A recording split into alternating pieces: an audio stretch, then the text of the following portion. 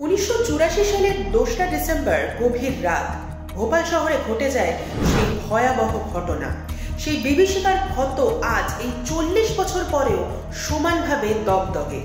এই আজকের দিনেই মধ্যপ্রদেশের ভোপালে ইউনিয়ন কার্বাইড ইন্ডিয়া লিমিটেড কীটনাশক প্ল্যান্ট থেকে বিষাক্ত গ্যাস লিক করে।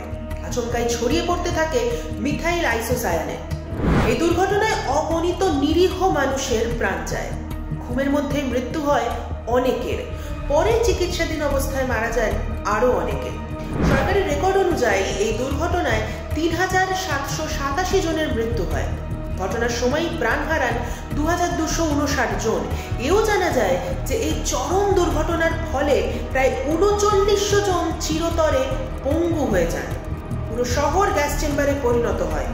2রা ডিসেম্বর দিনটি ভোপাল তথা সমগ্র দেশের মানুষের মনে আজও অন্যতম ভয়াবহ দিন হিসেবে থেকে গেছে, তা বলাই বাহুল্য।